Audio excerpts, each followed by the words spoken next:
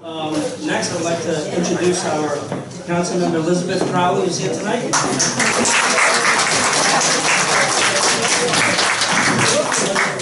I don't think I need the microphone, but I wanted to say hello. First of all, I represent a good portion of Woodhaven, so I always say I represent Woodhaven. But you may not know me because I'm not everybody in Woodhaven's council member. But I've been able to, over the past couple of years since being in the council, accomplish a lot for the area. One of the first projects that I worked on after getting elected was the repainting of the elevated train. And it looks a lot better today, thank goodness. We were able to get that done, not only for safety reasons, which is very important, but also aesthetically.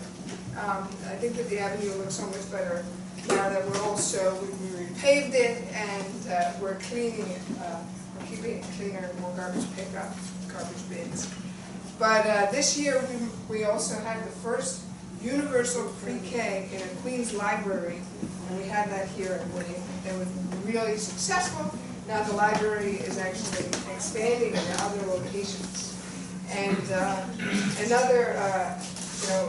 I was able to get the funding from the City Council to renovate that library. So you haven't been there recently, it looks great. You should go there. We finished that last year. And another project we're about to embark on, I was just able to get an extra $100,000 for it.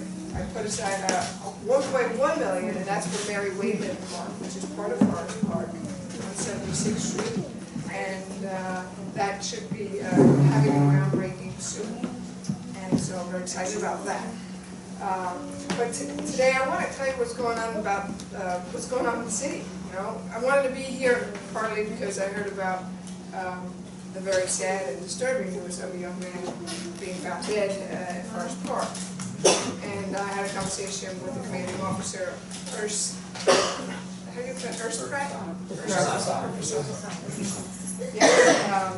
we met recently after he became the commanding officer. And then he really wasn't able to tell me much more other than what he heard on the news or in the paper you might have read. Safety in Forest Park is so important. I represent the park. I'm proud to have one of the largest parks in the city, in the district. I've worked very hard, whether it was getting the landmark preserved or investing in the bandshell area, the tennis courts. And so safety is number one concern for Forest Park and our whole community, but certainly it's very unsettling. I myself often run in the park, so I want to make sure that there are no perpetrators. And so we've been on top of 102 precinct, making sure they have patrols there. Unfortunately, a lot of the time when murder happens in the city, people know each other. You know, it's unfortunate that murder happens anyway, but you know. So they probably think it was, people who knew each other. Although the person who was found dead did not have a criminal background, which is also not something that usually happens. So it is very disturbing, and we'll be trying to find out more information. But of course, working with the assembly member to get cameras is so important to keep the community safe at the park, in the park.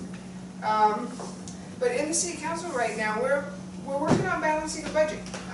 We have to pass a budget by July 1st, as we do every year. This year, the budget has grown to $78 billion. Very, very large budget. The mayor has proposed over $500 million in new spending. Whether it's to reform Rikers Island by hiring more correctional officers and reducing violence there, or getting mental health services and helping the homeless population. That's a bulk of what the $500 million is proposing in new spending is. Council, we want to see more police officers hired. You know, there's nothing more important than public safety in our community, and when we see a rise in crime, it is alarming. And there has been a rise in the 102 with robbery and crime, and that's when you need to say, we are guaranteed with more policing that we'll have more people, more officers out there fighting crime. But, you know, like I said, with murders, also with crime. you know, the police know who a lot of the bad guys are, because they've been arrested before. Many of the kids that are getting arrested for robberies in this area have been arrested before, and they need to be monitored. And that's the type of policing I'm pushing in the city. That if we are successful in our push in the council to get the mayor to hire at least 500, but we're pushing for 100 new police officers, that they'll be monitoring specific groups. Now, the police commissioner wants 500 just to monitor known terrorists or people who are up to terrorist type activities. And that's smart, that's wise. But in addition to that, we need to have police officers monitoring known criminals. Because unfortunately, innocent people get mixed up in the gun violence and the gang activity. As we see, it happens every day. And so we need to make sure that we keep our city safe, and so public safety is a big part of this budget. Another part we're pushing for is expansion in ambulance service. I chair the committee that has oversight fire and criminal justice, and this year the fire department, thank goodness we're not looking at closing any firehouses. There's no real cuts in the budget, substantial. But we have had more people utilizing our ambulances in the city, and the response time is too high. I had a life-threatening emergency that the response time is over 10 minutes in Queens, the past 3 months. And that's simply unacceptable. The only way we bring down that response time is by putting more tours out there in working in our area. And so that's going to be a major focus too. And then also in this budget, I want to make sure that we have more capital for the park. We need to fix the sidewalks and the streets better so we can move in and around the park. And although that may not seem like an expensive project, any project in Queens Parks or with the Department of Transportation is expensive. And I thank Ed Rendell for his effort in researching the history behind many of the trees that were planted almost 100 years ago and the connection it has to this Veterans Post. And I wasn't able to get to the ceremony on Memorial Day weekend, but it's important that we in an area like Woodhaven with such good rich historical history and culture, and we're staying in touch with that. And that's why I'm proud to support groups like the Woodhaven Historical Society and certainly your Block Association. I want to thank you for having me here tonight. And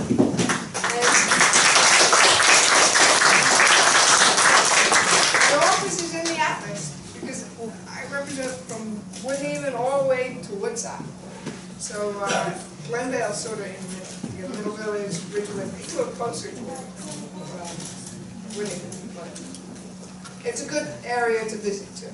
So please come visit me at my office if you haven't yet. I have Kate Mooney in the back, who's also from my office. What I have in my car, and I'm going to bring in, are those signs that say, don't leave any unwanted flyers. If anybody, want to put them in your window, on your door. It's actually, people could get fines for doing that if you have a sign up saying, don't leave those circulars here.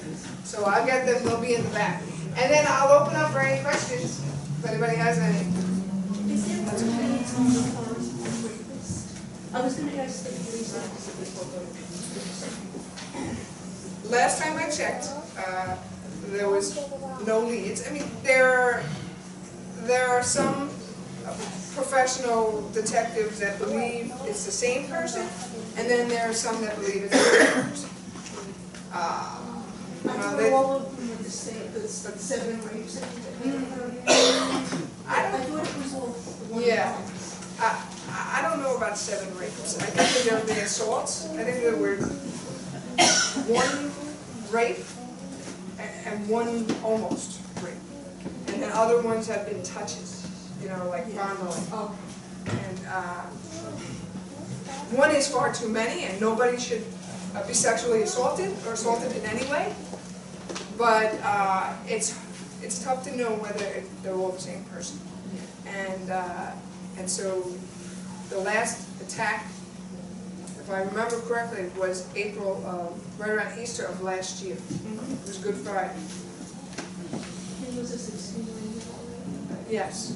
in the area where the trails are, which is very secluded. We can follow up with Officer Serena, who I think could have a little more information. Give, any details that he can give, we can follow up with Officer Serena. Is that it? All right? Thank you. One question, just one last question, Tony. You mentioned a couple of minutes ago, you alluded to the allocation of resources and the efforts, this administration's efforts in firefighting in some areas of New York.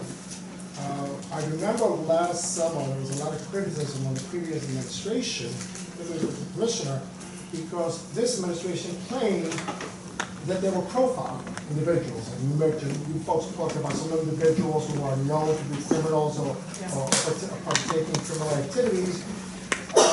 I have an issue with some of the things here, but I want to know how you are addressing that. The criticism or your planned strategy to address this in some areas that are statistically much higher in crime than other areas, in which Bloomberg says sometimes, listen, we're going to have them in these Hispanic areas and black areas and minority areas because this is statistically where the crimes are.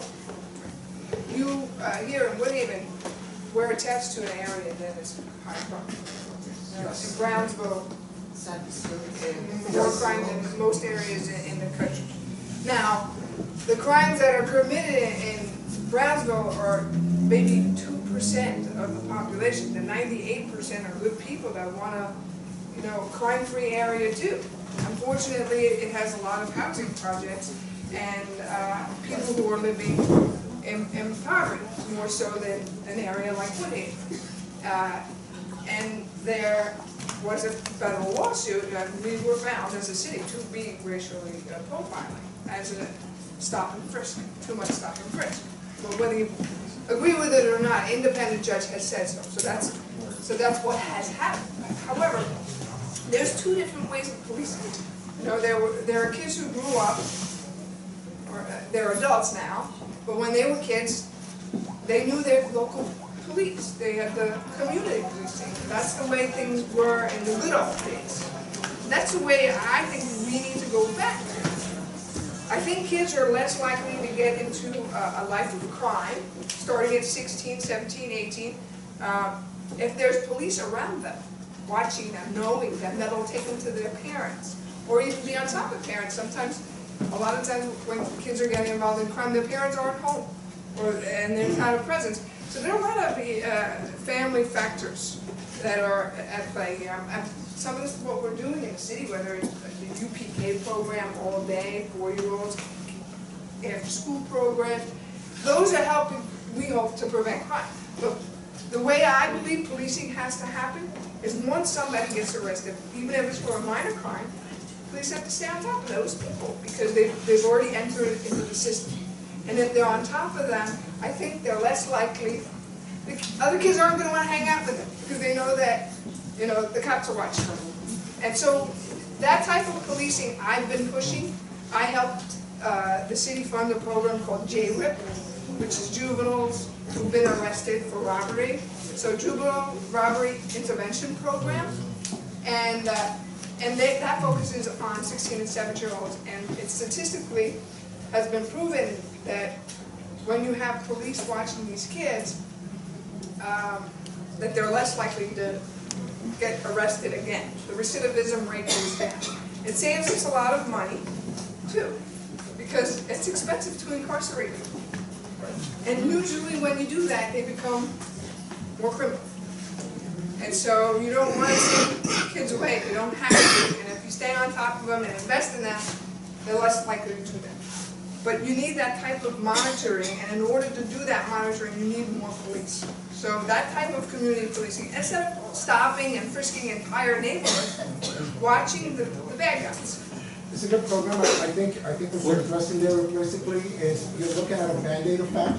I'm sorry, I don't mean to cut you off, but we have a presentation we have to get to. Okay. But any questions I'd like to and any talk concerns? more about this. Yeah. I'm working on publishing an op-ed on this particular type of community policing, because I believe. Usually we would talk, but we have a presentation, but I'm sorry about that. Stay in touch more on that.